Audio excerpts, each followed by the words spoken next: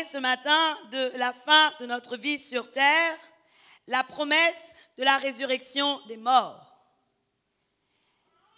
Je vais vous rappeler ce que nous avions vu précédemment. Dans les sessions précédentes, de mercredi et de vendredi, nous avons vu que tout homme a une fin sur la terre. Nous avons vu que nos jours sont comptés, mais que parfois Dieu nous accorde un bonus. Pour bien sceller les choses, regarde ton voisin et dis-lui bonus. Hey! Regardez derrière vous, il y a des gens, ils n'ont pas de voisins. Ils se sentent tristes. Amen. Pour ceux qui n'étaient pas là, les enseignements sont sur Internet. Donc vous pouvez les suivre si vous avez le désir. Donc nous avons vu que parfois Dieu nous accorde un bonus. Nous avons vu également que parfois il y a des morts prématurées et que lorsque les personnes meurent jeunes, cela n'est pas selon la volonté de Dieu. Et que nous devons impérativement chasser la puissance des ténèbres qui agit dans la vie de nos jeunes, dans la vie de nos enfants, dans la vie de toute personne qui n'ont que 40 ans, ou 50, ou 60, et qui meurent déjà. Parce que la parole de Dieu nous parle d'une durée. La parole de Dieu nous dit entre 70 et 80 ans et plus, parce que la Bible nous dit celui qui se confie en l'Éternel allonge la durée de ses jours. Amen. Ce qui veut dire, Église, que nous devons savoir discerner à quel moment nous sommes dans les vies des personnes, à quel moment ils sont et à quel moment il y a une mort prématurée. Amen. Nous avons vu que le Seigneur nous a donné la puissance de la résurrection. À mort. Amen. Pardon. À mort. Amen. Dieu nous a donné la puissance de la résurrection. L'esprit de la résurrection. C'est ainsi que le Seigneur Jésus pouvait dire « Lève-toi » ou « Talita Kumi » « Jeune fille, lève-toi » Amen. Et cette puissance de la résurrection, nous l'avons déjà en nous. Pourquoi? Parce que l'Esprit de Dieu est en nous. Amen. L'Esprit de Dieu est en nous. Maintenant, ce que nous devons faire, c'est activer la puissance de la résurrection. Parce que souvent, nous savons que nous l'avons, mais nous ne l'activons pas. C'est un problème. Hier, je partageais cela. C'est comme si tu as un gros appareil, un gros engin de guerre. Tu mets toujours la graisse dessus, mais jamais tu l'actionnes. Hey, c'est ça. Les chrétiens, nous avons des armes puissantes, mais nous ne les utilisons pas. Et je crois que le Seigneur veut réellement que nous soyons la lumière du monde et que nous soyons le sel de la terre. Amen. Nous devons être la lumière du monde et le sel de la terre. Amen. Gloire à Dieu. Nous avons vu également la pratique de la parole de Dieu entre s'il faut être incinéré ou s'il faut être enseveli. D'accord? Nous avons pu partager cela parce que beaucoup se posent aussi ces questions. C'est des choses physiques que nous devons traiter également et il est bon de savoir ce que nous en dit la parole de Dieu. Amen. Gloire à Dieu. On préfère en général les choses spirituelles, mais je vous assure que le jour de votre mort, vous serez bien content de savoir qu'est-ce qu'il faut faire. Oui ou non? Je vous assure que le jour de votre mort, vous serez bien content de savoir ce que vous devez faire. Amen. Pas vous, mais les gens qui vous entourent. Amen. Gloire à Dieu. Alors ce matin, puisque nous avons parlé de ces choses, nous devons parler maintenant de notre destination céleste et nous devons parler de la résurrection des morts, afin que le sujet soit à peu près complet. Amen. Gloire à Dieu. Nous aurons toujours beaucoup de choses à apprendre. Et je rends grâce à Dieu parce que, vous savez, Église, depuis que j'ai commencé le ministère, je crois que j'ai plus de 500 enseignements à mon actif. vraiment, pas tous sont sur Internet, mais comptez que j'ai fait mercredi, vendredi, dimanche depuis 5 ans. Sans arrêt, sans aucune interruption, sans vacances, rien. Et les enseignements ne sont jamais les mêmes. Les enseignements ne sont jamais les mêmes. Jamais.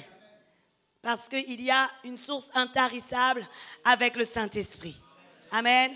Et ça, c'est merveilleux. Alors, Église, on va pouvoir parler de notre demeure céleste, puisque la parole de Dieu nous dit que nous cherchons notre demeure éternelle. Amen. Nous avons besoin de comprendre où nous allons après avoir été morts. Avant de commencer ce message, j'aimerais vous rappeler, Église, qu'il n'y a que 3 cieux. Dans le monde, les personnes disent le 7e ciel. Je n'ai jamais vu ça dans la parole de Dieu. Le 7e ciel n'existe pas. C'est une invention du monde. Regarde ton voisin et dis, il n'y a pas 7 ciels. Hey, vous êtes d'accord ou pas? Si vous me montrez qu'il y a 7 ciels, je signe tout de suite. Il n'y a pas. La Bible nous dit qu'il y a 3 ciels. Amen. Il n'y en a que 3. Le premier, c'est celui que l'on voit. Le deuxième, c'est là où siègent les démons, les anges déchus. Et le 3e ciel, c'est là où il y a le trône de Dieu. C'est là où le Seigneur est actuellement. Amen. Paul disait dans 2 Corinthiens 12, le verset 2, « Je connais un homme en Christ qui fut emporté il y a 14 ans jusqu'au 3e ciel. » Amen. Qu'est-ce qu'il dit? Il dit, je connais un homme en Christ qui fut il y a 14 ans ravi jusqu'au 3e ciel. Alors nous avons besoin de comprendre que lorsqu'un homme, une femme meurt en Jésus-Christ, en ayant accepté Jésus-Christ comme Seigneur et Sauveur personnel, en ayant vécu une vie conforme à la parole de Dieu, lorsqu'il meurt, maintenant, puisque Jésus-Christ est déjà allé au ciel et qu'il nous a déjà tracé la route, nous allons directement au 3e ciel. Amen. Et regarde ton voisin, dis-lui, il n'y a pas de purgatoire. Il n'y a pas de purgatoire. Vous savez, on doit être juste. Il y a des gens qui n'étaient pas là et je crois qu'ils ont besoin d'entendre cela. Je vais vous lire la parabole de Lazare et de l'homme riche. Amen. On va partir dans Luc.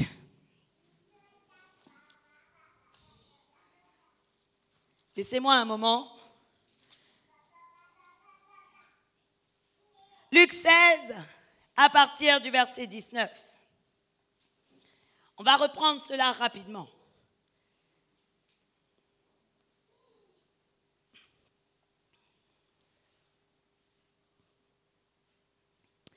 Il y avait un homme riche qui était vêtu de pourpre et de fin lin et qui chaque jour menait joyeuse et brillante vie. Un pauvre nommé Lazare était couché à sa porte, couvert d'ulcères et désireux de se rassasier de miettes qui tombaient de la table du riche. Et même les chiens venaient encore lécher ses ulcères. Le pauvre mourut et il fut porté par les anges dans le sein d'Abraham. Le riche mourut aussi et il fut enseveli. Dans le séjour des morts, il leva les yeux et tandis qu'il était en proie au tourment, il vit de loin Abraham et Lazare dans son sein. Il s'écria, « Père Abraham, aie pitié de moi, et envoie Lazare pour qu'il trempe le bout de son doigt dans l'eau et me rafraîchisse la langue, car je souffre cruellement dans cette flamme. » Le verset 25 dit, « Abraham répondit, « Mon enfant, souviens-toi que tu as reçu tes biens pendant ta vie, et que Lazare a eu les maux pendant la sienne. Maintenant, il est ici consolé et toi, tu souffres. D'ailleurs, il y a entre nous et vous un grand abîme, afin que ceux qui voudraient passer d'ici vers vous ou de là vers nous ne puissent le faire. Amen. Gloire à Dieu. Expliquons cette parole. La Bible nous parle d'un temps avant Jésus-Christ. C'est important de préciser parce qu'avant Jésus-Christ, le séjour des morts était séparé en deux parties. Il y avait le séjour des morts, là où il y avait un lieu de souffrance et les flammes de feu. Et il y avait le sein d'Abraham qui s'appelle le paradis. Entre le sein d'Abraham et le séjour des morts, la parole de Dieu nous dit qu'il y avait un profond abîme. La Bible nous dit que Lazare était dans le sein d'Abraham, dans le paradis. Amen. La parole de Dieu nous dit que l'homme riche était dans le séjour des morts, là où il y a déjà des flammes qui brûlent. Amen. Et qu'est-ce que la parole de Dieu nous dit? La Bible nous dit que l'homme riche demanda à Abraham, envoie Lazare tremper le bout de son doigt dans ma bouche parce qu'il fait cruellement chaud, j'ai soif. Je souffre dans ce lieu. Et qu'est-ce qu'Abraham leur a dit? Abraham a dit, personne ne peut passer de là vers nous. De là où tu es vers nous. Autrement dit, la parole de Dieu nous dit dans Hébreux 9, le verset 22. Il est réservé aux hommes de mourir une seule fois, après quoi vient le jugement. Amen. Autrement dit, lorsqu'une personne meurt, il n'y a plus le temps du purgatoire. Soit elle va dans le séjour des morts, soit elle va dans le paradis. Lorsque Jésus-Christ est mort et ressuscité et qu'il est retourné auprès du Père, qu'est-ce qui s'est passé? Jésus-Christ nous a frayé le chemin d'accès au ciel. Et alors, qu'est-ce qui s'est passé? À ce moment-là, je vais vous expliquer ça plus tard. À ce moment-là, le paradis s'est déplacé et est allé dans le 3e ciel. Amen. Le paradis s'est déplacé et est allé dans le 3e ciel. C'est pour ça que je vous dis, lorsqu'une personne meurt en ayant choisi Jésus-Christ seul comme Seigneur et Sauveur personnel et en ayant vécu une vie conforme à sa parole, il ira directement au 3e ciel. Mais s'il n'a pas travaillé à son salut, malheureusement, il ira dans le séjour des morts. Lazare et l'homme riche ne veut pas dire que Dieu n'aime pas les riches. Lazare et l'homme riche n'est pas le sens de cette parole. Ce n'est pas tous les riches qui iront en enfer, bien qu'il est dur aux riches d'aller au paradis. Mais ce n'est pas tous les riches qui iront en enfer. Amen. Je crois et nous allons prier afin que leur vie soit arrachée des ténèbres. Amen. D'ailleurs, Église, considérant ces choses et considérant qu'il n'y ait pas de purgatoire, c'est à cause de cela que nous sommes là. Parce que nous sommes appelés à manifester la puissance du royaume des cieux sur la terre. Et c'est d'ailleurs ce que Abraham a dit à l'homme riche. Nous n'avons pas vu ça la dernière fois, mais j'ai vraiment à cœur de vous le donner. Dans le verset 27, le riche dit, « Je te prie donc, Père Abraham, d'envoyer Lazare dans la maison de mon père. » Lui, il était mort. Et il disait à Abraham, « Envoie Lazare dans la maison de mon père. » Autrement dit, il demandait à Abraham de réveiller Lazare et que Lazare aille rendre visite à sa famille qui était encore sur la terre. Et qu'est-ce que Abraham dit? Lui, il dit, car j'ai 5 frères. Et le verset 28, il dit, c'est pour qu'il leur atteste ces choses afin qu'ils ne viennent pas dans ce lieu de tourment. Donc l'homme riche voulait qu'Abraham aille voir les frères afin que les frères qui étaient encore vivants ne viennent pas dans ce lieu de tourment. Mais voici ce que Abraham a dit. Abraham répondit, ils ont Moïse et les prophètes, qu'ils les écoutent. Amen. Autrement dit, si aujourd'hui tu entends quelqu'un venir te dire Jésus-Christ peut te sauver et Jésus-Christ peut t'arracher du feu de l'enfer, n'attends pas le purgatoire parce qu'il n'y a pas le purgatoire. Si tu n'acceptes pas Jésus aujourd'hui, tu iras en enfer. C'est la vérité. C'est pour ça que Jésus a dit, je suis le chemin, je suis la vérité et je suis la vie. Et Abraham a dit, il n'y aura personne qui est dans le ciel qui viendra te voir. Dieu n'a pas choisi un ange afin de te révéler que tu dois aller au ciel. Dieu a choisi des hommes et des femmes afin de te dire que tu dois choisir le chemin de la vie. Dieu a choisi des membres comme nous afin de dire au monde entier qu'ils doivent choisir le chemin de la vie. C'est pour ça que Jude, le chapitre 1, il n'y en a qu'un seul. Le verset 23, voici ce que la parole de Dieu nous dit. C'est pas écrit tout ça là. Sauvez-en d'autres en les arrachant du feu. Et pour d'autres encore, ayez une piété mêlée de crainte, haïssant jusqu'à la tunique souillée par la chair. Qu'est-ce que Dieu nous demande? Dieu nous demande de sauver son peuple. Dieu nous demande de sauver son peuple. Dieu nous demande de leur dire, attention, il n'y a pas de purgatoire. Attention, si tu ne choisis pas Jésus-Christ comme Seigneur et Sauveur personnel, tu iras dans un lieu de souffrance éternelle. Ce n'est pas dans un repos. Le repos appartient au ciel. Amen. Lorsque la parole de Dieu nous parle du repos éternel, cela appartient au ciel. Cela appartient à ceux qui appartiennent à Jésus-Christ. Lorsque tu seras dans les ténèbres, je ne prophétise pas sur ta vie, vous serez dans les cieux. Mais si tu ne choisis pas Jésus et que tu n'as pas accepté Jésus-Christ comme Seigneur et Sauveur personnel dans ta vie et que tu n'as pas vécu conformément à sa parole, malheureusement, si tu vas en enfer, il y aura un lieu de souffrance éternelle.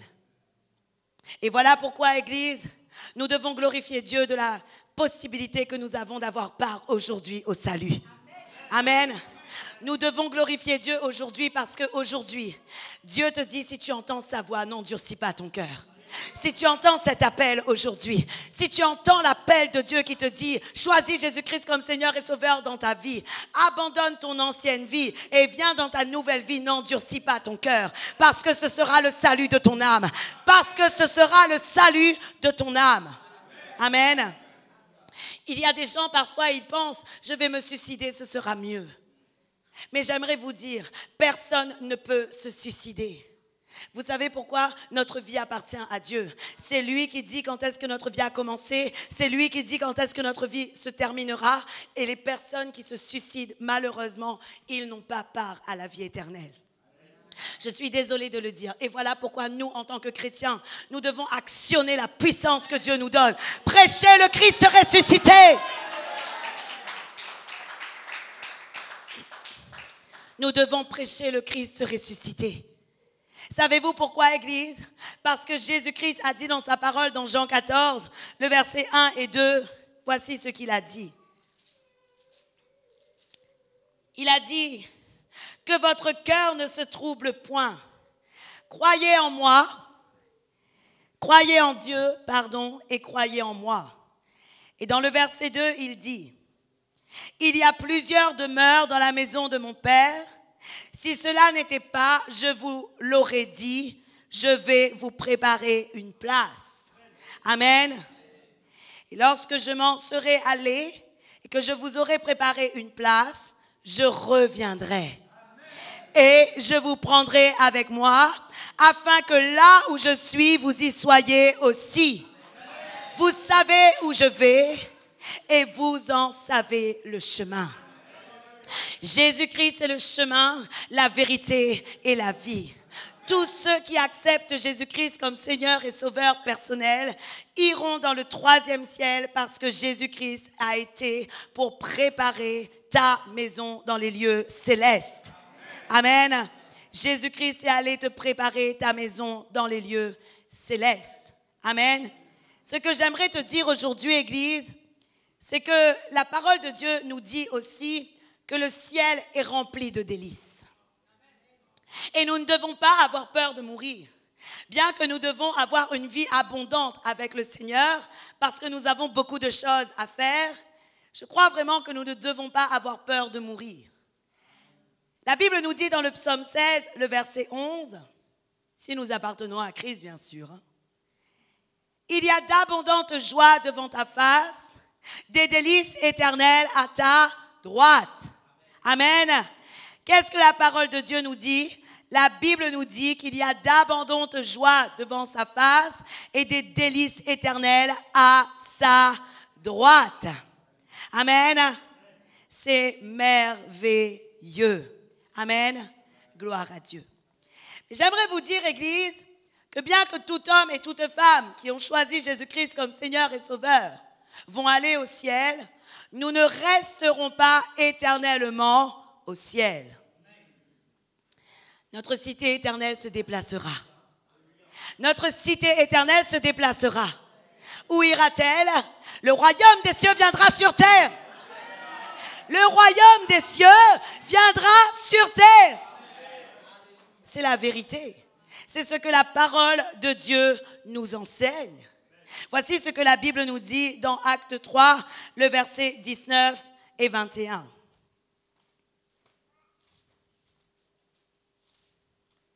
Dieu nous fait goûter à des délices dans le ciel, mais le royaume des cieux sur la terre sera vraiment merveilleux. Amen. La Bible nous dit dans Acte 3, le verset 19 à 21. Repentez-vous donc et convertissez-vous pour que vos péchés soient effacés, afin que des temps de rafraîchissement viennent de la part du Seigneur et qu'il envoie celui qui vous a été destiné, Jésus-Christ. Amen. Et le verset 21 nous dit que le ciel doit recevoir jusqu'au temps du rétablissement de toutes choses dont Dieu a parlé anciennement par la bouche de ses saints prophètes d'autrefois. Amen. Qu'est-ce que la parole de Dieu nous dit?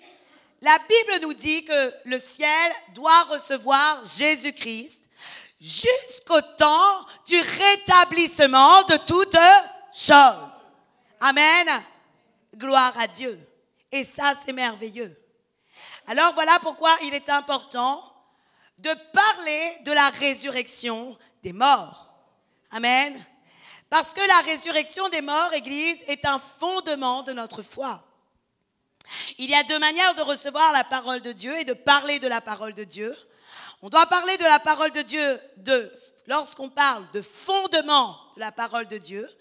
Et on doit parler de la parole de Dieu lorsqu'on parle de fonctionnement de la parole de Dieu, du royaume des cieux. Amen. Et la résurrection des morts fait partie du fondement du royaume des cieux. Amen. Je vais vous lire Hébreux 6, le verset 1er et 2. Je prends le temps de vous expliquer parce que je crois que ce sont vraiment des choses importantes.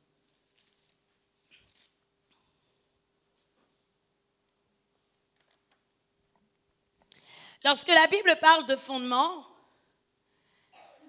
cela veut dire que ça ne veut pas dire, que c'est un petit enseignement. Ça veut dire que c'est principal.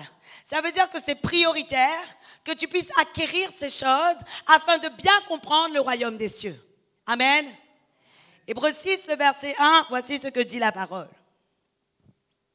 C'est pourquoi, laissant les éléments de la parole de Christ, tendons à ce qui est parfait, sans poser de nouveau, le fondement du renoncement aux œuvres mortes, de la foi en Dieu, de la doctrine des baptêmes, de l'imposition des mains, de la résurrection des morts et du jugement éternel. Amen. Alors, qu'est-ce que la résurrection des morts? La résurrection des morts fait partie d'un fondement du royaume des cieux. Amen.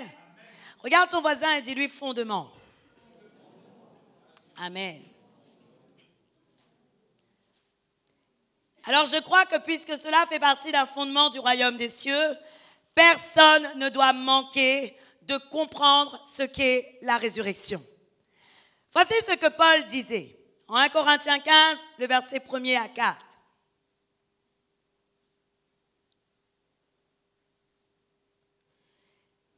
L'apôtre Paul dit, « Je vous rappelle, frères, l'évangile que je vous ai annoncé, que vous avez reçu, dans lequel vous avez persévéré, et par lequel vous êtes sauvés. Si vous le retenez dans les termes où je vous l'ai annoncé, autrement vous auriez cru en vain. Je vous ai enseigné avant tout, comment je l'avais aussi reçu, que Christ est mort pour nos péchés selon les Écritures, qu'il a été enseveli et qu'il est ressuscité le 3e jour selon les Écritures. Amen. Le Christ est la résurrection et la vie. Amen. Et voici ce que nous dit les versets 12 à 19. Or, si l'on prêche que Christ est ressuscité des morts, pourquoi quelques-uns parmi vous disent-ils qu'il n'y a point de résurrection des morts?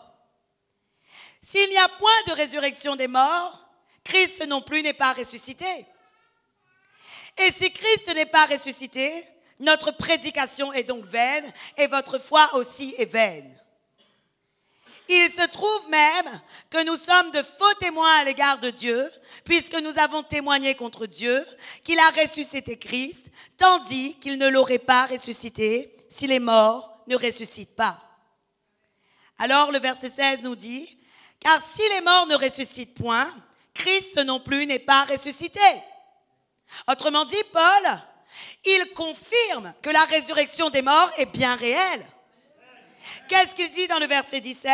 « Et si Christ n'est pas ressuscité, votre foi est vaine, vous êtes encore dans vos péchés. » Le verset 18 et 19 dit, « Et par conséquent, aussi, ceux qui sont morts en Christ sont perdus. » Et le verset 19, il dit, « Si c'est dans cette vie seulement que nous espérons en Christ, nous sommes les plus malheureux de tous les hommes. » Amen. Alors, qu'est-ce que la parole de Dieu nous dit? La parole de Dieu nous enseigne que la résurrection des morts est bien réelle. Et si nous ne croyons pas en la résurrection, nous ne croyons pas non plus que Jésus est ressuscité. Amen. Ce qui veut dire, Église, que la résurrection des morts est l'action afin que nous puissions avoir part à la vie éternelle avec Jésus-Christ, à la résurrection et au royaume des cieux. Amen. C'est la condition. La condition pour que nous puissions vivre le royaume des cieux est de passer par la résurrection des morts. Amen. Et ça, c'est merveilleux. Alors, j'aimerais vous poser cette question, Église. Selon vous, pour qui est la résurrection des morts? Est-ce que la résurrection des morts est pour les justes? Est-ce que la résurrection des morts est pour les injustes? Ou est-ce que la résurrection des morts est pour les deux?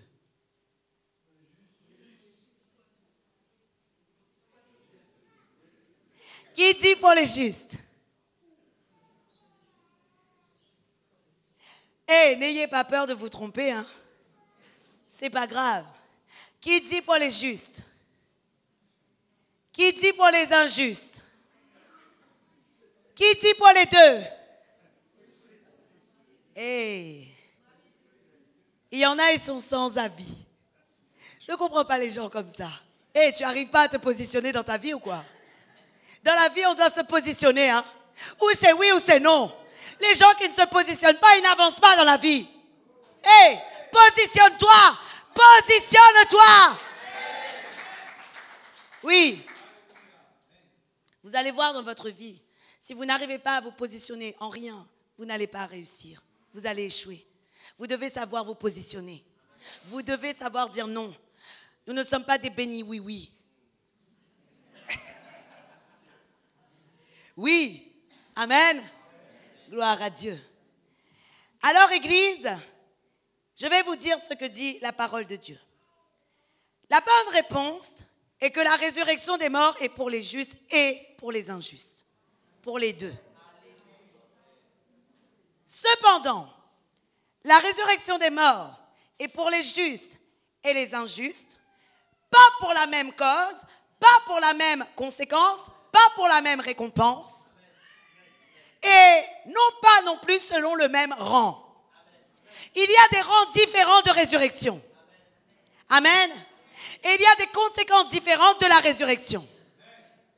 La Bible nous dit dans Actes 24, le verset 15, voici ce que dit la parole. ayant en Dieu cette espérance, comme ils l'ont eux-mêmes, qu'il y aura une résurrection des justes et des injustes. La Bible dit donc, il y aura une résurrection des justes et des injustes. Vous voyez, Église, si vous n'êtes pas enseigné, vous allez être confus. Oui ou non? Si nous ne sommes pas enseignés, nous allons être confus. Vrai ou faux? Lorsque quelqu'un va nous dire quelque chose, nous allons être confus. Nous allons être des enfants ballottés par tout vent de doctrine. Et voilà pourquoi il faut aller fouiller la parole de Dieu. Fouillez-la. Fouillez la parole de Dieu. Allez la chercher. Allez à la lumière du Saint-Esprit la comprendre. Amen. Gloire à Dieu. Que Dieu nous épargne d'être ballottés par tout vent de doctrine. Alors la Bible nous dit, il y a une résurrection des justes et des injustes. Et voici ce que la parole de Dieu nous dit dans Jean 5, le verset 29. Vous allez comprendre pourquoi la résurrection des justes et pourquoi la résurrection des injustes. La Bible dit, ceux qui auront fait le bien ressusciteront pour la vie. Et vous savez lire? Vous pouvez lire avec moi? Ceux qui auront fait le bien ressusciteront pour la vie. Mais ceux qui auront fait le mal ressusciteront pour le jugement. Amen.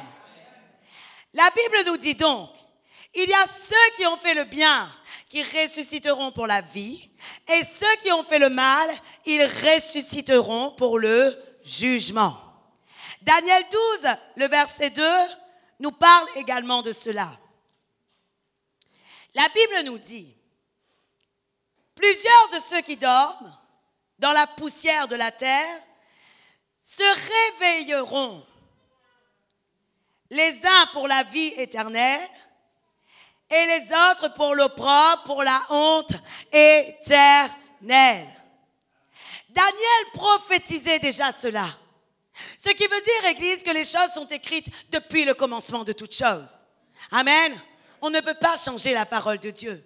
On ne peut pas. Mais le problème, c'est que parfois, on ne connaît pas. Alors, on se laisse influencer par des personnes qui veulent nous asservir. Alors que le Seigneur nous donne la possibilité de connaître sa parole. Amen. Gloire à Dieu. Alors, la parole de Dieu est claire. Et la Bible nous dit donc qu'il y aura la résurrection des justes pour la vie et il y aura la résurrection des injustes pour le jugement. Mais comme je vous ai dit, Église, chacun aura une résurrection selon son rang. Amen. La Bible nous dit dans 1 Corinthiens 15, le verset 22 et 23.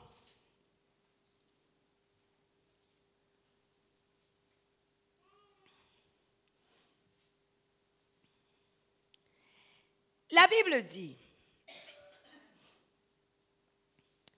et comme tous meurent en Adam, vous pouvez lire avec moi, de même aussi, tous revivront en Christ. Mais chacun en son rang, Christ comme prémisse, puis ceux qui appartiennent à Christ lors de son avènement. Pour le moment, on ne parle pas des injustes. La Bible nous dit d'abord, chacun selon son rang. La parole de Dieu nous dit Christ comme prémisse, puis ceux qui appartiennent à Christ lors de son avènement. 1 Thessaloniciens 4, le verset 13 et 18, Paul aussi nous en parle. Paul dit, nous ne voulons pas, frères, que vous soyez dans l'ignorance au sujet de ceux qui sont décédés, afin que vous ne vous affligiez pas comme les autres qui n'ont point d'espérance. Car si nous croyons que Jésus est mort et qu'il est ressuscité, croyons aussi que Dieu ramènera par Jésus et avec lui ceux qui sont décédés. Voici en effet ce que nous vous déclarons d'après la parole du Seigneur. Nous les vivants, restés pour l'avènement du Seigneur, nous ne devancerons pas ceux qui sont morts. Amen. qui sont décédés. Car le Seigneur lui-même a un signal donné à la voix d'un archange, au son de la trompette de Dieu, descendra du ciel. À quel moment? Au moment de l'avènement du Seigneur. Amen. Il dit, un signal donné à la voix d'un archange, au son de la trompette de Dieu, descendra du ciel, et les morts en Christ ressusciteront premièrement. Ensuite, nous les vivants, qui seront restés, nous serons tous ensemble enlevés avec eux sur des nuées, à la rencontre du Seigneur dans les airs, et ainsi nous serons toujours avec le Seigneur. Paul parle du cas où tu n'es pas mort. Si tu n'es pas encore mort, le jour où Jésus-Christ reviendra, les morts ressusciteront premièrement, ceux qui sont en Christ, puis nous serons enlevés, et ensuite la suite se déroulera. Je vais vous donner la suite. Amen. Gloire à Dieu. Alors j'aimerais, Église, vous expliquer les rangs de la résurrection. La parole de Dieu nous parle de deux résurrections. Il y a ce qu'on appelle la première résurrection et il y a ensuite ce qu'on appelle la deuxième résurrection. Oui ou non? Et je suis sûre que vous n'osez pas aller dans l'Apocalypse. C'est obligé, vous n'osez pas. Allez dans l'Apocalypse. Pourquoi vous avez peur? Il y a une première résurrection et une deuxième résurrection. Je ne dis pas que tout le monde ne va pas dans l'Apocalypse, mais quand je vois vos yeux, je me dis beaucoup ne vont pas dans l'Apocalypse. La Bible dit dans Apocalypse 20, à partir du verset 4.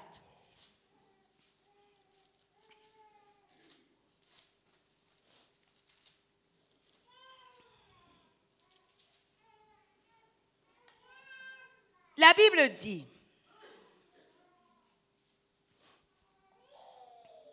et je vis des trônes, et à ceux qui s'y assirent, fut donné le pouvoir de juger.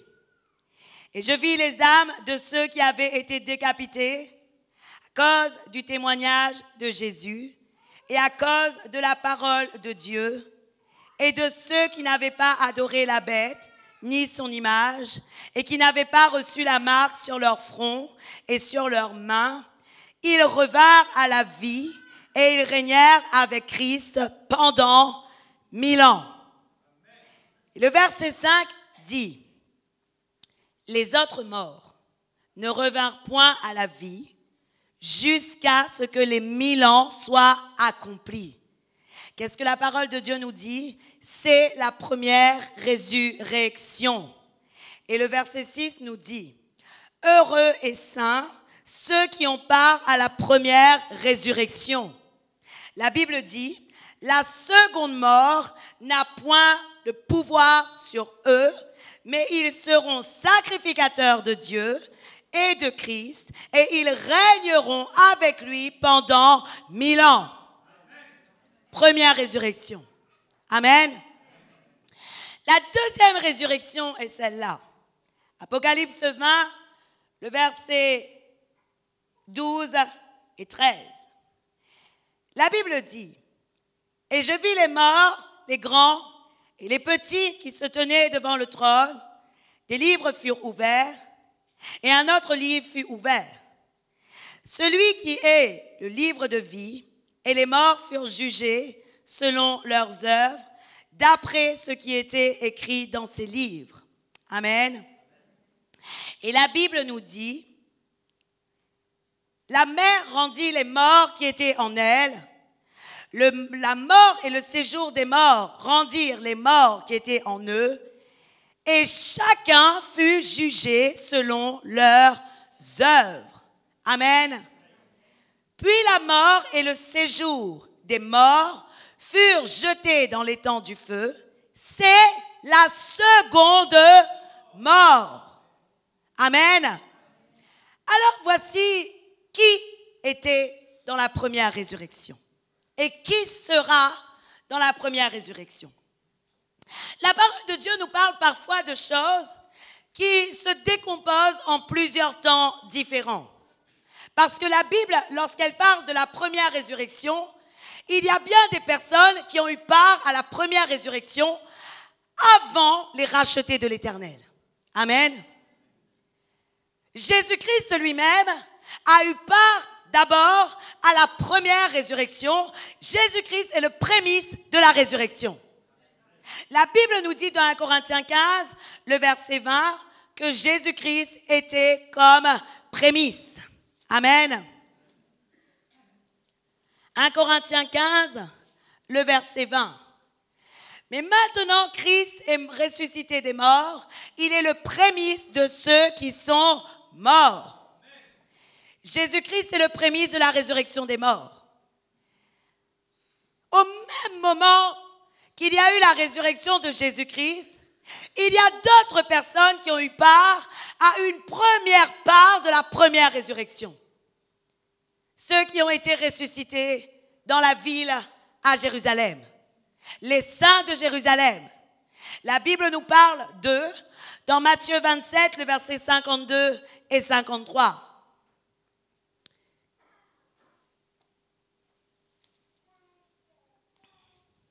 La Bible dit, les sépulcres s'ouvrirent et plusieurs corps des saints qui étaient morts ressuscitèrent. Amen. Ensuite, la première résurrection qui est à venir est la résurrection des morts en Christ à son retour. C'est ce que dit 1 Thessaloniciens 4, le verset 16. Amen. Et après ce rang de résurrection, puisque la Bible dit, car le Seigneur lui-même a un signal donné à la voix d'un archange, et au son de la trompette de Dieu descendra du ciel, et les morts en Christ ressusciteront premièrement. Après cela, il y aura tous ceux qui ont été martyrs à la fin de la tribulation. La Bible nous dit dans Apocalypse 20, le verset 4, ce que nous avons lu tout à l'heure. La Bible dit, « Et je vis des trônes, et à ceux qui s'y assirent fut donné le pouvoir de juger, et je vis les âmes de ceux qui avaient été décapités à cause du témoignage de Jésus et à cause de la parole de Dieu. » Amen. Ce sont les âmes des martyrs. Ceux qui étaient martyrs dans le temps de la tribulation. Est-ce que les enfants de Dieu, ceux qui sont enlevés, vont vivre la tribulation? Non. Nous n'allons pas passer par les tribulations. Oui ou non? Vous êtes d'accord ou pas? Amen. Gloire à Dieu. Et alors la parole de Dieu nous dit donc dans Apocalypse 20, le verset 6, « Heureux et saints ceux qui ont repart à la première résurrection. » Voilà les différents rangs de la première résurrection. La deuxième résurrection, comme je vous ai dit, est la résurrection de ceux qui ont été injustes. Et à la résurrection de ceux qui ont été injustes, même les saints de l'Éternel jugeront le monde. Oui ou non? À la résurrection de ceux qui ont été injustes, les saints de Dieu jugeront le monde. Amen. Et je crois vraiment que lorsque ces morts ressuscités seront à nouveau ressuscités pour le jugement, malheureusement, ce sera éternel. Et à ce moment-là, tous seront jetés dans le feu de l'enfer. Oui. Voilà pourquoi aujourd'hui je dis appelez séjour des morts seulement. Appelez séjour des morts seulement. Parce qu'il y aura un temps où il y aura la seconde mort et tous iront dans le feu de l'enfer. Oui. Dites seulement pour l'instant séjour des morts. Mais cela ne veut pas dire que lorsque quelqu'un est dans le séjour des morts, il pourra repartir au paradis. Ce n'est pas possible. Dans le séjour des morts, il attend son jugement. Dans le séjour des morts, il souffre déjà, il attend son jugement. Amen. Gloire à Dieu. Alors, Église, lorsque nous voyons ces choses, je crois vraiment que chacun de nous, nous devons impérativement prendre au sérieux notre salut. Vous savez, Église, parler de la résurrection des morts, c'est bien de comprendre.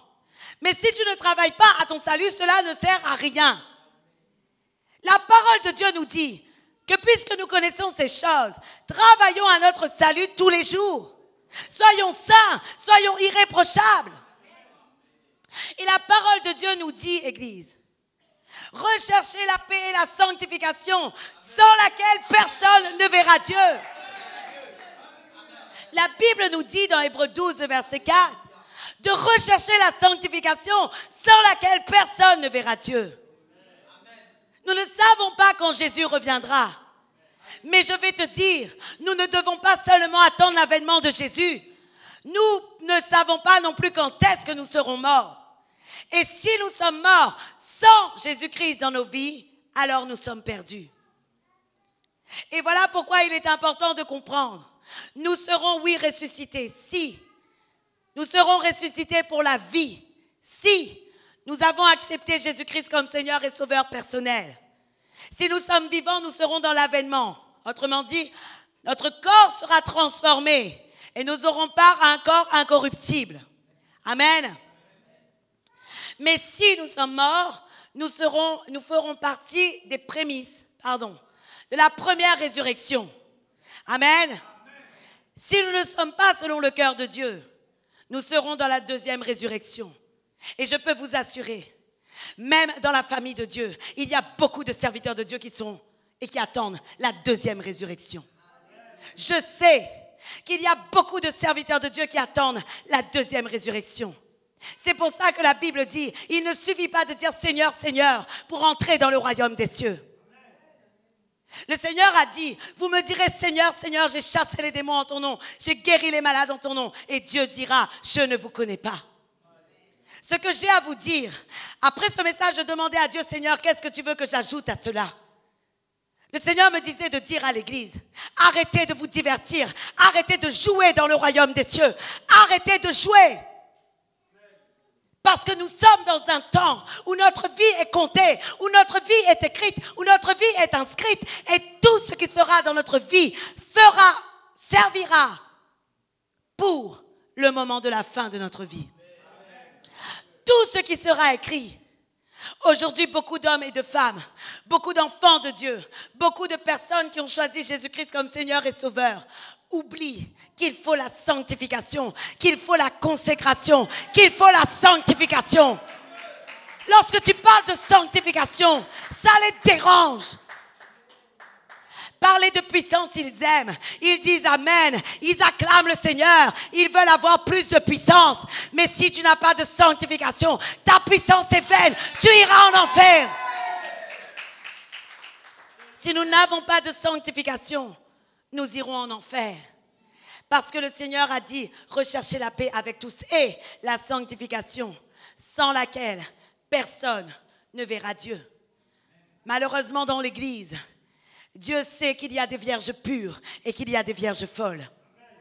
La Bible dit que dans les vierges, il y aura 5 pures, 5 folles. Moitié, moitié. Oh! Dans quelle moitié tu es? Es-tu dans la moitié des pures? Es-tu dans la moitié des folles? La parole de Dieu nous dit que les pures, elles ont la lampe, elles ont l'huile, elles ont le vase.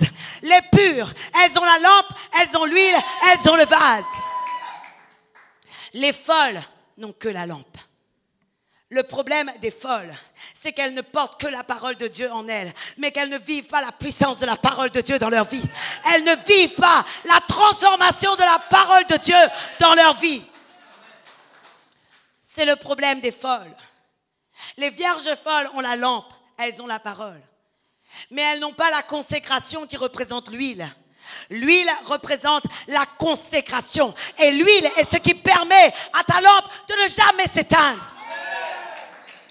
La parole de Dieu nous dit qu'au temps de la loi, savez-vous, Église, lorsque les sacrificateurs emmenaient les choses pour le temple de Dieu, pour le tabernacle, la Bible nous dit que le Seigneur avait ordonné qu'ils amènent toujours de l'huile pure afin que les lampes ne s'éteignent jamais.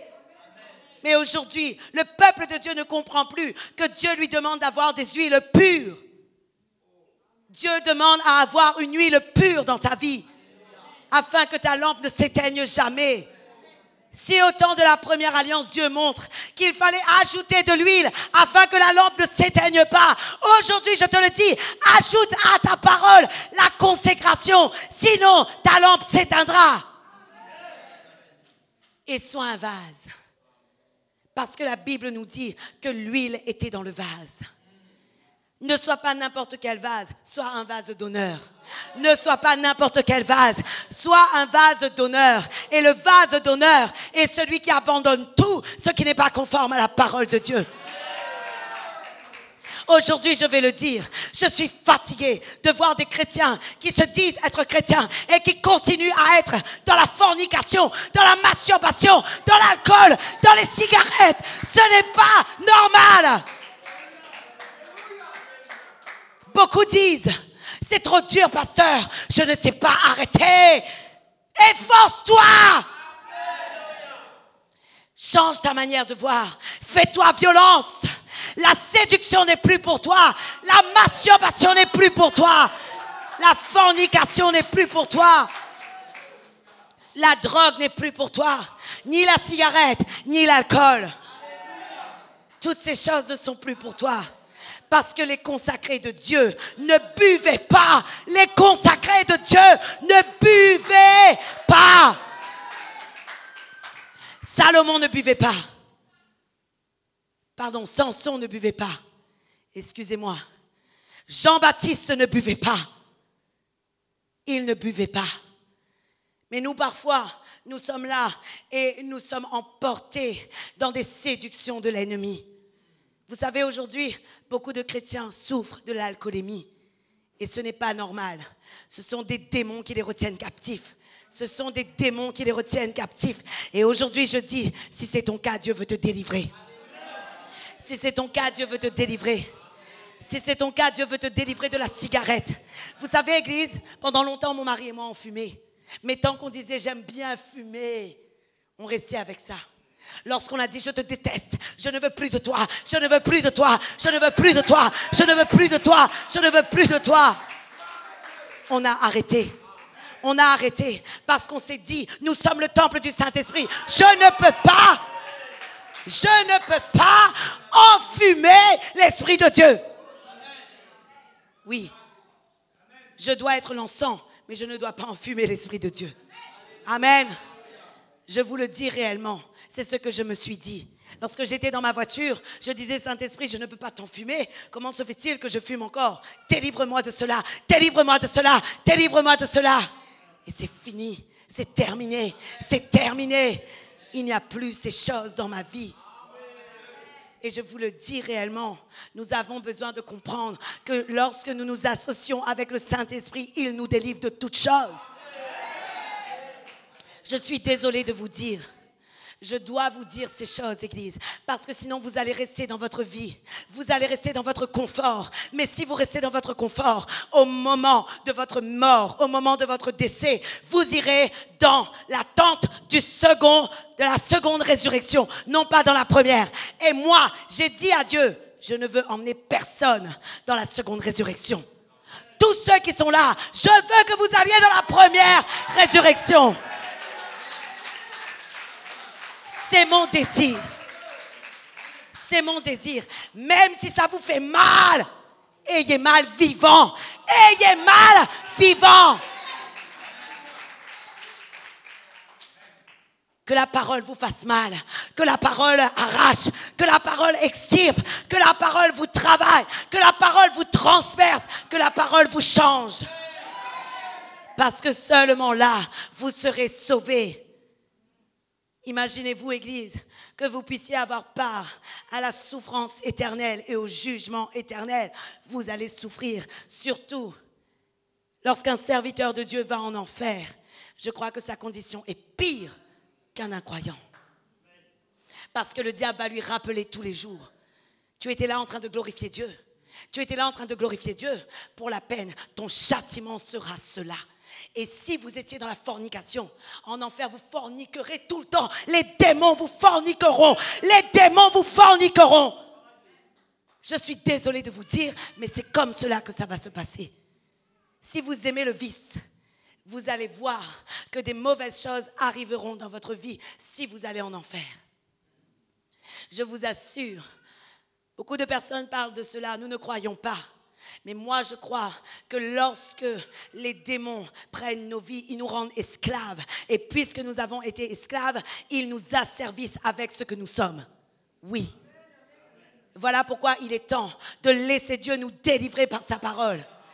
Parfois, j'écoute des paroles, moi aussi. Un jour, j'étais dans ma voiture et j'écoutais la prédication d'une personne sur un sujet. Et puis, à un moment donné, cela me dérangeait. Et je disais, toi, je t'éteins. J'ai plus envie de t'entendre, tu me fatigues. Tu me fatigues. Le Saint-Esprit me disait, c'est pour ton bien. Écoute, écoute, écoute, change certaines choses. Écoute, écoute, change. J'ai éteint un moment, 5 minutes. J'ai réfléchi. J'ai dit, Saint-Esprit, donne-moi le courage d'entendre cette parole. Donne-moi le courage de me laisser transformer. Lorsque j'ai repris la prédication, j'ai été béni par son message. J'ai été béni. Parce que je disais, waouh, Seigneur, en fait, ce que je refusais de voir, tu étais en train de me le montrer afin que je change, afin que je transforme ma vie. Et ça, c'est merveilleux. Aujourd'hui, lorsqu'on te parle durement de la parole de Dieu, ce n'est pas parce qu'on veut que tu meurs. Ce n'est pas parce qu'on veut montrer ta vie à nu. Ce n'est pas parce qu'on veut te juger. Personne ne te juge ici. C'est seulement parce qu'il faut que tu changes. C'est seulement parce qu'il faut que tu changes. Et le Seigneur veut aujourd'hui que tout homme et toute femme qui veulent avoir part à la résurrection pour la vie change. Parce que la résurrection te donne part à un héritage. La résurrection, Église, te donne la possibilité de régner avec Christ et de juger toutes choses. La Bible nous dit dans 1 Corinthiens 6, à partir du verset 2.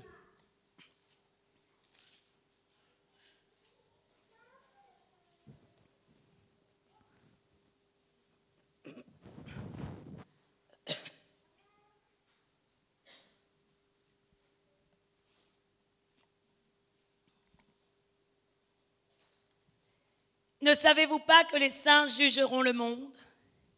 Et si par vous que le monde est jugé, êtes-vous indigne de rendre les moindres jugements?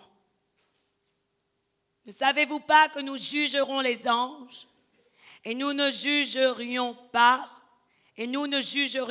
à plus forte raison les choses de cette vie. Amen. La Bible nous dit, Église, que les saints jugeront le monde. La résurrection des morts, la première résurrection nous donne part au jugement des mondes. Amen. Et ça, c'est merveilleux. Ça nous donne un rang supérieur, oui ou non? Ça nous donne une position supérieure. Ça nous donne une position céleste. Ça nous donne droit d'avoir part au règne de Dieu. Et ça, c'est merveilleux. Combien d'entre nous avons envie d'avoir part au règne de Dieu? Moi, j'ai envie. J'ai envie d'avoir part au règne de Dieu. Je n'ai pas envie de me souiller sur cette terre parce que je sais que lorsque je serai morte et que je serai ressuscitée, j'irai pour régner avec notre Seigneur, avec notre glorieux Seigneur. Alors aujourd'hui, je me dis, même si la parole me fait mal, qu'elle me fasse mal maintenant qu'elle crucifie ma chair. Savez-vous, Église, si tu veux ressusciter, il faut mourir. Mais il ne faut pas seulement mourir d'une mort physique, il faut mourir à soi-même. Et je vais te dire quelque chose, lorsqu'on enfonce le clou, ça fait mal. Lorsqu'on enfonce le clou, ça fait mal. Alors lorsque la parole te répète sans cesse que tu dois changer, pense, on est en train de m'enfoncer le clou afin que je sois crucifié. On est en train d'enfoncer le clou pour que je sois crucifié. Amen. Lorsqu'on t'enfonce le clou sur toi-même, dis, on crucifie ma chair, on crucifie ma chair, je crucifie ma chair, je la crucifie. Parce que Jésus a été crucifié avant d'être ressuscité. De même, toi aussi, tu dois être crucifié avant d'être ressuscité. Tu veux avoir part à la résurrection, crucifie-toi. Crucifie-toi. Laisse la parole, laisse les révélations te crucifier. Laisse-les te crucifier. Pourquoi avons-nous peur de la croix? Nous voulons le règne sans avoir la croix. Mais nous avons besoin d'avoir la croix pour avoir le règne. Amen. Parce que Jésus s'est assis sur la croix, a été mis sur la croix avant d'être mis sur le trône. Jésus a été mis sur la croix avant d'être mis sur le trône. Voilà, je dis, Église, que nous ne devons plus avoir peur d'entendre des choses qui nous font mal. Aujourd'hui, vous les chrétiens, vous aimez qu'on vous caresse dans le sens du poil. Quand je vous dis Dieu vous bénit, Dieu vous aime, Dieu vous élève, Dieu vous édifie, amen. Mais quand je suis en train de vous dire changer de vie, sanctification, consécration, plus un amen sort.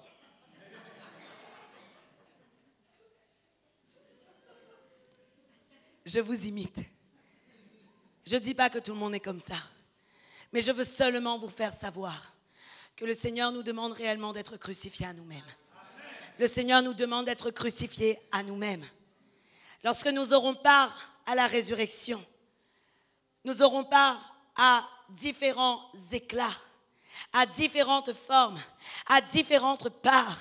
Certains, au moment de la résurrection, serviront, d'autres seront servis. Certains, au moment de la résurrection, serviront, mais d'autres seront servis. Amen. La Bible nous dit dans 1 Corinthiens 15, à partir du verset 40, il dit, il y a aussi des corps célestes et des corps terrestres, mais autre est l'éclat des corps célestes, autre est celui des corps terrestres. Je vais vous dire un témoignage avant de continuer. Vous savez, Église, prêcher la parole qui fait mal, le diable n'aime pas. Hier soir, j'ai eu une vision vraiment. Un gros lion est venu pour m'attaquer. Quelque chose de féroce est venu pour m'attaquer le bras. Et il est venu pour manger, mastiquer, broyer mon bras. À un moment donné, je le regardais. Et je lui disais, tu es un chat, tu es un chat, tu es un chat, tu es un chat, tu es un chat, tu es un chat, deviens un chat. Il est devenu petit. Petit. Il est devenu petit, comme un petit chat de poche. Je me suis dit en moi-même, Satan, tu ne veux pas que je prêche la vérité? Tu ne m'aimes pas. Moi non plus, je ne t'aime pas. Mais tu es comme un lion. Tu n'es pas un lion. Tu es un chat. Un petit pocket. Il est devenu comme ça. Tout ça pour vous dire que oui, c'est dur de prêcher la vérité, mais prêchez la vérité. C'est dur de prêcher la sanctification, mais faites-le. Et même si les gens vous détestent, continuez à le faire. Même si les gens vous haïssent, continuez à le faire. Parce que c'est pour votre bien qu'on le fait. Pour le salut de votre vie. Dieu ne m'a pas appelé à vous caresser. Dieu m'a appelé à me servir de l'épée. Et l'épée, elle tranche. Désolé de dire. Voici ce que la Bible nous dit.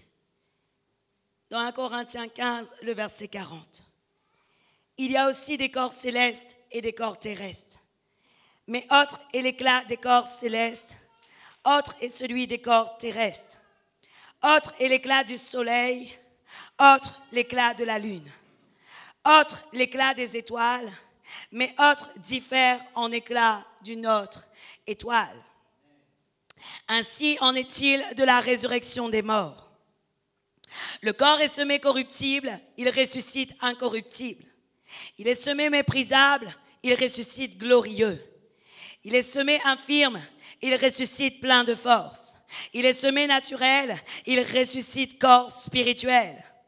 S'il y a un corps naturel, il y a aussi un corps spirituel. C'est pourquoi il est écrit, le premier Adam devint une âme vivante. Le dernier Adam est devenu un esprit vivifiant. Ce qui est spirituel n'est pas le premier. C'est ce qui est naturel. Ce qui est spirituel vient ensuite. Le premier homme tiré de la terre est terrestre. Le second homme et du ciel.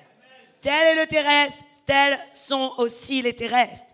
Tel est le céleste, tels sont aussi les célestes. Et de même que nous avons porté l'image du terrestre, nous porterons aussi l'image du céleste. Amen. Nous porterons aussi l'image du céleste. Et la Bible nous dit, autre l'éclat du soleil, autre l'éclat de la lune, autre l'éclat des étoiles. Même une étoile diffère en un éclat d'une autre étoile. Qu'est-ce que Paul dit par là? Paul dit que nous aurons des éclats différents. Paul dit que nous aurons des éclats différents. Selon notre fidélité, Église, notre fidélité nous apportera un éclat différent dans le royaume des cieux. Notre fidélité nous apportera une position différente dans le royaume des cieux. Voilà pourquoi je dis, il est dur d'apporter la vérité. Mais si tu veux être haut placé dans le royaume des cieux, sois bas sur la terre. Si tu veux être haut placé dans le royaume des cieux, sois écrasé sur la terre. Ce n'est pas grave. Ça ne dit rien. Tu n'es pas appelé serviteur de l'homme, tu es appelé serviteur de Dieu. Et si tu es appelé serviteur de Dieu, n'aie pas peur de ne dire, non pas ce que les personnes ont besoin d'entendre, mais ce qu'ils doivent entendre. Amen. Aujourd'hui, je crois, Église, que le Seigneur nous réserve beaucoup plus dans le ciel que présentement. Et sur la terre avec lui, lorsque son royaume reviendra, il nous réserve beaucoup plus. Savez-vous, Église, beaucoup pensent que lorsque nous serons sur la terre, il n'y aura pas de maison, il n'y aura pas de bâtiment, il n'y aura rien. Mais Jésus a dit, je m'en vais vous préparer une maison. Et la Bible nous parle de la Jérusalem céleste qui est déjà construite dans les cieux. La Bible nous parle de la Jérusalem céleste qui est déjà construite dans les cieux. Est-ce que tu as une maison dans cette Jérusalem? Je te pose la question. As-tu une maison dans cette Jérusalem? Es-tu sûr d'avoir une maison dans cette Jérusalem? Moi, je crois que j'ai une maison. Et j'ai envie d'hériter. J'ai envie d'hériter du patrimoine de Dieu. Je ne suis peut-être pas héritier sur la terre, mais je suis héritier dans les cieux. Et je veux hériter du patrimoine de Dieu. Vous êtes locataire ici? Si vous êtes locataire et que vous n'avez pas de maison, je déclare que le Seigneur a un héritage céleste dans les cieux pour vous. Le Seigneur a un héritage céleste dans les cieux pour vous. Mais vous savez, comme Dieu n'est pas infidèle, vous aurez aussi un héritage. Je prophétise sur vos vies. Tous ceux qui sont locataires, tous ceux qui sont locataires, vous serez propriétaires. Tous ceux qui sont locataires, vous aurez un bien, vous aurez un gain. Père, je ne prophétise pas en haut. Je ne prophétise pas de sorte qu'il n'y ait aucun effet. Mais je te demande à ce qu'il y ait de l'effet dans leur vie. Qu'ils deviennent propriétaires. Qu'ils ne soient plus dans l'endettement, mais qu'ils soient propriétaires. Tu veux qu'ils règnent. Tu veux qu'ils héritent. Parce que nous avons non seulement un héritage glorieux dans les cieux, mais nous avons aussi un héritage sur cette terre. Un héritage glorieux t'est échu. C'est ce que la parole de Dieu nous dit dans le psaume 16. Un héritage glorieux t'est échu. Ce qui veut dire que tu as part à un héritage glorieux. Vous savez, Église, j'aime à dire, ne regardez pas ma situation actuelle. Je prépare l'avenir. Je prépare l'avenir. Prépare ton avenir. Oui. Je suis désolée. Les serviteurs de Dieu ne sont pas appelés seulement à être dépouillés. On doit aussi vivre dans les richesses de Dieu. On doit aussi vivre dans les richesses de Dieu. Amen. La Bible nous dit dans 1 Pierre 1, le verset 3 et 5. Et j'aimerais conclure sur ce passage.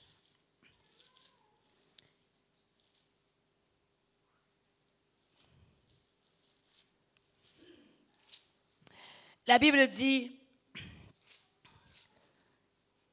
béni soit le Père. Ah, levez-vous. Vous allez parler avec moi. Parlez un peu sur vos vies, là.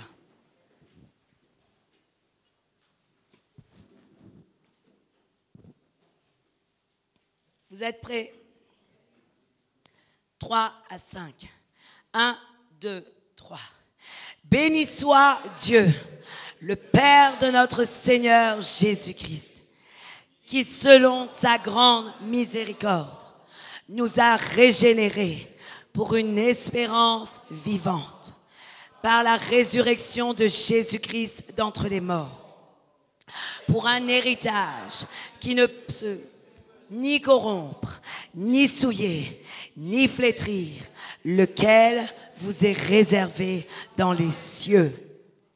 À vous qui, par la puissance de Dieu, est gardé par la foi pour le salut, prêt à être révélé dans les derniers temps. Amen. Répète-moi le verset 4. Vous allez répéter. Répétez le verset 4, frères et sœurs.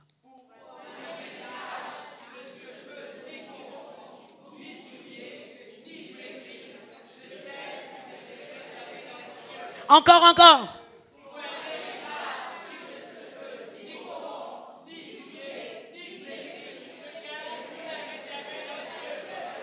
Oh, encore, encore.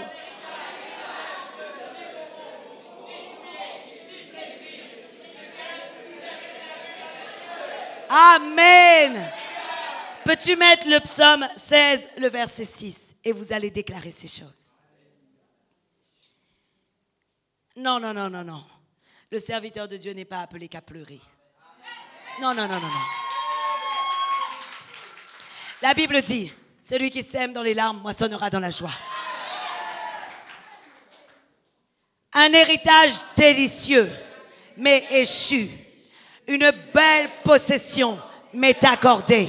Amen. Encore. Un héritage.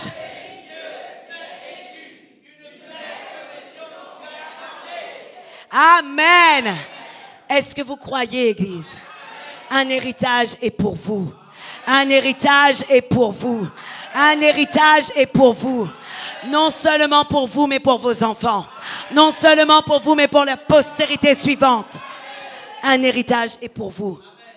Ceux qui appartiennent à Christ régneront. Ceux qui vivent conformément à Christ régneront. Et aujourd'hui, tu peux dire au diable, sors ta patte de mes biens. Sors ta patte de mes biens. Au nom de Jésus-Christ. Sors ta patte de mes finances. Au nom de Jésus-Christ. Sors ta patte de ma vie. Au nom de Jésus-Christ. Je suis saint. Je suis saint. Je suis juste. Je suis saint. Je suis juste. Par Jésus. Je régnerai. Je règne déjà. Je règne déjà. Je règne déjà. Je règne déjà. Dans le puissant nom de Jésus-Christ. Amen. Vous savez, Église, arrêtez de marcher comme ça. Si vous avez prophétisé, marchez comme ça.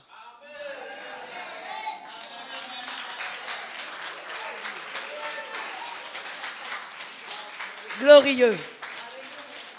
Vous avez prophétisé, oui ou non? Marchez comme ça. Ce n'est pas orgueilleux. C'est avoir l'assurance de la vie. C'est avoir l'assurance de la vie. Avoir l'assurance de la vie.